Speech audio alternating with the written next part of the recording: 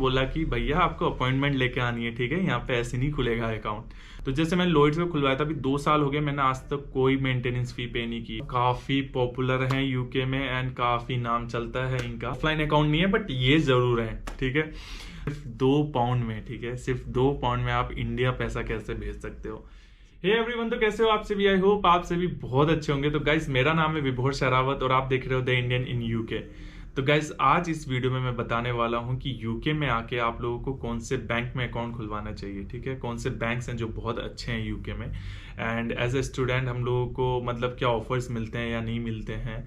तो मैं सब चीज़ें बताने वाला हूँ। एंड मेरे एक सब्सक्राइबर ने मुझसे ये भी पूछा था कि जो इंडियन बैंक्स हैं जिनकी ब्रांचेस यूके में हैं, जैसे सपोज एसबीआई हो गया, ठीक है, आईसीआईसीआई बैंक हो गया, पीएनबी बैंक हो गया, इन सब की ब्रांचेस जो हैं यूके में हैं, ठीक है, ये यहाँ पे एज ए इंटरनेशनल बैंक हैं। तो क्या हमें खुलवाना चाहिए, सो मैं सारी चीज़ें बताने वाला हूँ। तो पहले तो मैं आप लोगों को बताता हूँ, 2 टाइप्स के होते हैं यहाँ पे बैंक्स, ठीक है। एक तो होते हैं ऑफलाइन बैंक्स और एक होते हैं ऑनलाइन बैंक्स। तो ऑफलाइन बैंक्स बेसिकली वो होते हैं जिनकी आप ब्रांचेस फिजिकली जाके विजिट कर सकते हो, एंड ऑनलाइन वो होते हैं जिनकी ब्रांचेस आप विजिट नहीं कर सकते हो, जिनकी फिजिकली कोई ब्रांच नहीं होती है। तो आपको सारी चीजें, सारी प्रोसेस ऑनलाइन करनी होती है, ठीक है। बाकी दोनों होते एक से ही बैंक है, बस वो ये ब्रांच का ही इशू है, वरना और कुछ नहीं है। वो इशू कह रहा हूँ, डिफरेंस है और कुछ नहीं है। सो पहले मैं स्टार्ट करूंगा ऑफलाइन बैंक से, ठीक है। तो ऑफलाइन बैंक में पहला जो नाम है वो है मेट्रो बैंक। मेट्रो बैंक के लिए कोई अपॉइंटमेंट नहीं चाहिए, ठीक है, सीधा ब्रांच विजिट करो, अपने डॉक्यूमेंट्स लेते हुए जाना। एंड मैं डॉक्यूमेंट्स लास्ट में बताऊंगी कि क्या क्या डॉक्यूमेंट्स चाहिए होते हैं। सारे बैंक्स जितने भी मैं अभी बताने वाला हूँ इस वीडियो में, सबको खुलवाने के लिए सेम ही डॉक्यूमेंट्स चाहिए, ठीक है। तो ब्रांच विजिट करो, अपने डॉक्यूमेंट्स लेके जाओ, ठीक है, सेम डे आपका अकाउंट खुल जाएगा एंड सेम डे आपको डेबिट कार्ड मिलेगा, वो भी आपके नाम का। तो इसलिए और कोई रीजन नहीं था मेट्रो बैंक को इस वीडियो में रखने के लिए, सिर्फ ये रीजन था कि आप सीधा जाओ ब्रांच में, जिस दिन भी आप अकाउंट खुलवाओगे उसी दिन आपका नाम का डेबिट कार्ड मिल जाएगा, ठीक है। ये जो कि बहुत अच्छा मुझे चीज लगी थी, वरना आपको 5-6 दिन, 1-2 हफ्ते वेट करने पड़ते हैं। तो मेट्रो बैंक इसलिए। एंड जो दूसरा बैंक है लॉयड्स बैंक, जो कि मेरा पर्सनल फेवरेट है और स्टार्टिंग से मेरे पे लॉयड्स बैंक ही रहा है।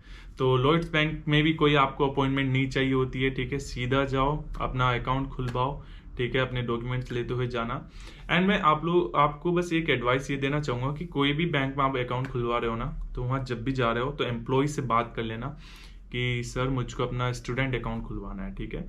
क्योंकि यहाँ पे स्टूडेंट अकाउंट का क्या सीन होता है, खुलता नहीं है as a master student, specially जब आप आते हो, क्योंकि हम लोग यहाँ रह नहीं होते हैं, ठीक है। तो वो लोग आपसे प्रूफ मांगते हैं कि आपको यहाँ एटलीस्ट 3 साल स्टे होना चाहिए, आप 3 साल से रह रहे हो यूके में, तभी आपका स्टूडेंट अकाउंट खोल पाएंगे हम। क्योंकि स्टूडेंट अकाउंट्स पे बहुत सारे ऑफर्स मिलते हैं यहाँ पे, ठीक है। फॉर एग्जांपल आपको रेल कार्ड फ्री मिल जाता है 3 साल का, आपको 2000 का क्या कहते हैं ओवरड्राफ्ट मिल जाता है, 2000 पाउंड का ओवरड्राफ्ट, ठीक है। तो बहुत सारे ऑफर्स होते हैं डिफरेंट डिफरेंट। कभी जिस सिटी में है वहाँ की जो बसेस हैं उनके बस पास मिल जाते हैं महीनों महीनों के फ्री, ठीक है। तो बहुत सारे ऑफर्स मिलते हैं, डिफरेंट डिफरेंट बैंक्स के डिफरेंट डिफरेंट ऑफर्स होते हैं। तो जब भी आप ये खुलवाने जाओ अपने बैंक अकाउंट, तो उसमें उनसे बोलना कि सर स्टूडेंट अकाउंट खुलवाना है, ठीक है। क्योंकि क्या होता है, वैसे तो नहीं खोलेंगे, वैसे जल्द ईजी नहीं है यहाँ पे स्टूडेंट अकाउंट खुलवाना as a master students, but कोशिश करने में क्या जा रहा है। अगर स्टूडेंट अकाउंट नहीं खोलते तो उनसे बोलो कि सर ऐसा अकाउंट खोल दो, क्योंकि मैं एज ए स्टूडेंट आया हूँ, मेरे यहाँ कोई इनकम सोर्स ऑफ इनकम नहीं है, ठीक है। तो मैं कोई चार्जेस या जो फीस है वो क्यों पे करूं। तो उनसे बोलना कि कोई ऐसा अकाउंट खोल के दो जिसमें मेरे को कोई मेंटेनेंस फीस हो गई या कोई चार्जेस वगैरह पे ना करने पड़े, ठीक है। तो जैसे मैंने लॉयड्स का खुलवाया था, अभी 2 साल हो गए, मैंने आज तक कोई मेंटेनेंस फी पे नहीं की है। तो एक बार ट्राई करो, ठीक है। सो लॉयड्स का खुलवाना। एंड इसके बाद जो मैं 2 बैंक बताने वाला हूँ, काफी पॉपुलर हैं यूके में एंड काफी नाम चलता है इनका। तो वो है HSBC एंड बार्कलेज। तो गाइज ये दोनों बैंक बहुत पॉपुलर है यहाँ पे, एंड दोनों के लिए अपॉइंटमेंट चाहिए होती है, ठीक है, दोनों के लिए। अब मैं बताता हूँ बार्कलेज की कहानी, ठीक है। जब मैं यूके आया भी नहीं था, मतलब मेरा प्लान भी नहीं था यूके आने का, तब से मैंने बार्कलेज का नाम सुन रखा था कि काफी बड़ा नाम है, ठीक है, बार्कलेज का। जब मैं यूके आया तो मुझे पता चला अच्छा बार्कलेज यहाँ का ही है। तो फिर मैंने बार्कलेज देखा तो मैंने सोचा यार इसमें तो अकाउंट खुलवाना है, ठीक है। तो जब मैं खुलवाने गया तो मैं ऐसी ब्रांच में चला गया, क्योंकि मैंने लॉयड्स का खुलवाया था ऐसे ही, तो मैं बार्कलेज में भी ऐसे ही चला गया। तो उन लोगों ने बोला कि भैया आपको अपॉइंटमेंट लेके आनी है, ठीक है, यहाँ पे ऐसे नहीं खुलेगा अकाउंट। तो फिर मैंने सोचा ठीक है अपॉइंटमेंट ले लेंगे, 1-2 दिन की क्या है, मतलब अपॉइंटमेंट मिल जाएगी, बैंक अकाउंट ही तो खुलवाना है। आप मानोगे नहीं, लिटरली गाइस 17 डेज बाद की अपॉइंटमेंट थी मेरी।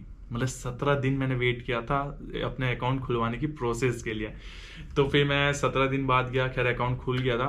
फिर डेबिट कार्ड आया, तो लगभग पूरा 1 महीना लग गया, ठीक है। बट हाँ, मैंने खुलवाना था यार, मेरा मन था, क्योंकि मैंने बचपन से सुना था उसका नाम बार्कलेस का, तो और कुछ रीज़न नहीं था। बाकी सर्विसेज तो आप लोगों को पता है सारी बैंकों की सेम ही होती है। अगर आपके अकाउंट में पैसा है तो अच्छा लगता है, वरना तो क्या ही है, आपको पता है, ठीक है। सो बार्कलेस हो गया, HSBC हो गया। तो इन दोनों के लिए आपको अपॉइंटमेंट चाहिए होती है, ठीक है। तो अपना अपॉइंटमेंट ले लेना अगर इनमें खुलवाना है, वरना तो लॉयड्स बहुत अच्छा बैंक है, आपको मैं सजेस्ट करूंगा लॉयड्स आओ। कोई अपॉइंटमेंट नहीं, कुछ नहीं, सीधा जाओ, डॉक्यूमेंट्स लेते जाना अपने तीनों, जो मैं आपको बताने वाला हूँ। सिर्फ 3 डॉक्यूमेंट्स चाहिए और अपना खुलवा लेना। तो ये थे ऑफलाइन बैंक्स, ठीक है। अब बात करते हैं ऑनलाइन बैंक्स, ठीक है। तो ऑनलाइन बैंक्स में मैं आपको 2 नाम बताऊंगा, वो है एक मोन्जो और एक है रिवोल्ट, ठीक है। ये काफी पॉपुलर है, यहाँ पे काफी चलते हैं। मैंने ऐसे भी लोग देखे हैं कि ऑफलाइन अकाउंट नहीं है बट ये जरूर है, ठीक है। सो पहले तो ऐसा भी कहा जाता था कि जो मोन्जो है या रिवोल्ट है, ये जो इनकी ट्रांजेक्शन्स होती थी उनको वो नहीं करते थे। आई मीन क्या क्या कैसे बताऊँ, कोई कंट्रोल नहीं होता था उस पर, कोई वेरिफिकेशन नहीं होती थी उन ट्रांजेक्शन की, अगर कुछ अगर कोई ट्रैक करना चाहे, ठीक है। तो अब इससे खैर मैं डीप में नहीं जाना चाहूँगा, छोड़ो। तो मतलब कोई ट्रांजेक्शन का कोई रिकॉर्ड नहीं होता था उनके पास। सो बहुत लोग इंटरनेशनल के ट्रांजेक्शन करते थे, थोड़ा समझ जाओ, ठीक है। तो बट अब तो खैर रेगुलेटरी आ गई है इन सारे बैंक्स पे, तो ये भी पूरे एकदम एज अ प्रॉपर बैंक ही हैं, बट इनकी फिजिकल ब्रांचेस नहीं होती हैं। एंड मैं पर्सनली मोन्जो यूज़ करता हूँ। तो जैसा मैंने आपको बताया कि मैंने लॉयड्स मैं पर्सनली यूज़ करता हूँ, मोन्जो एज ए ऑनलाइन मैं यूज़ करता हूँ, और बार्कलेस, ठीक है। बट अभी मैं मोन्जो आई थिंक बंद करने वाला हूँ, कि मैं सिर्फ 2 ही अकाउंट रखना चाहता हूँ।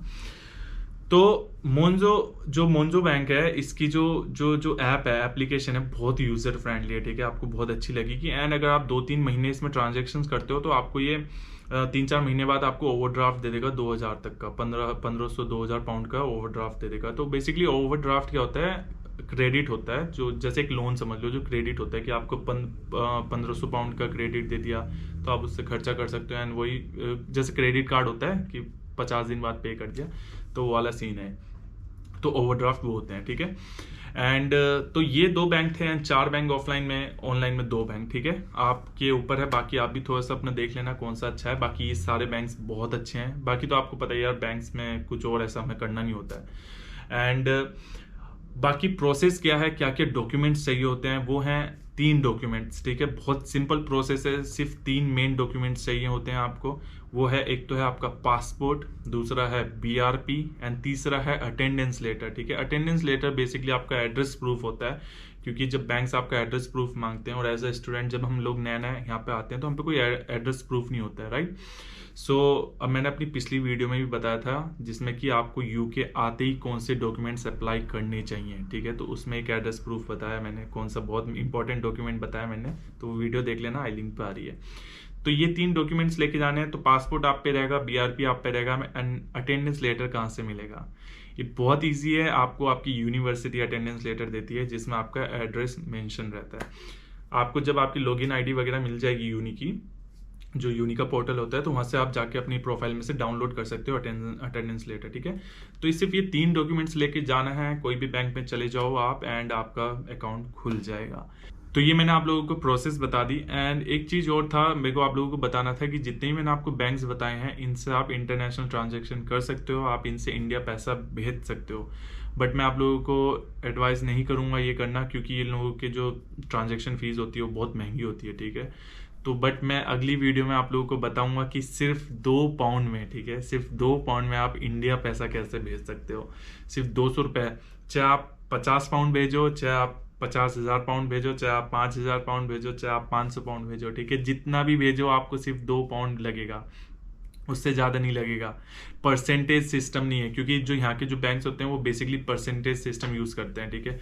कि हम ट्रांजैक्शन का 1.13% लेंगे, 1.25 लेंगे, या 2% लेंगे, ऐसा होता है। बट इस जो मैं नेक्स्ट वीडियो में बताऊंगा, उसमें सिर्फ 2 पाउंड देना है आपको, ठीक है। तो मैं आपको रिकमेंड नहीं करूंगा कि अपने ये जो बैंक्स हैं इनसे आप इंटरनेशनल ट्रांजैक्शन करो, मतलब इंडिया पैसा भेजो।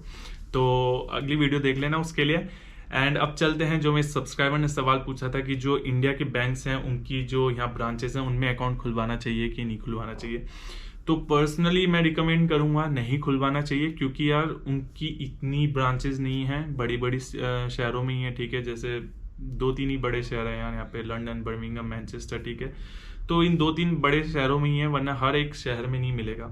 अब सपोज करो आपने खुलवा लिया SBI यूके में, ठीक है, बट आप रह रहे हो किसी छोटे शहर में, ऑक्सफोर्ड में रह रहे हो, तो अब मान लो आपको कुछ ब्रांच में काम है, तो कैसे, समझ रहे हो, तो आपको फिर लंदन ट्रैवल करना पड़ेगा। और यहाँ के बैंक से या यहाँ इस कंट्री में आ रहे हो तो यहाँ के खुलवाओ, उनके फायदे नहीं है, ठीक है। कुछ ज्यादा हम यूज थोड़ी करते हैं अपने बैंक अकाउंट्स को, खुद सोचो हम लोग कितना यूज करते हैं अपने बैंक्स को, ठीक है। तो मतलब मैं बिल्कुल रिकमेंड नहीं करूंगा, बाकी आपकी इच्छा है, अगर आपको खुलवाना है तो आप खुलवा सकते हो। लंदन में है ब्रांचेस, मैनचेस्टर में है, ठीक है, वो तो डिपेंड करेगा कौन सा बैंक है। और तो मेरा तो ना है, बाकी इतना ही था इस वीडियो में। एंड आई होप आप लोगों को वीडियो अच्छी लगी हो तो लाइक कीजिएगा, कमेंट कीजिएगा, एंड ज़्यादा सब्सक्राइब कीजिएगा। बाय।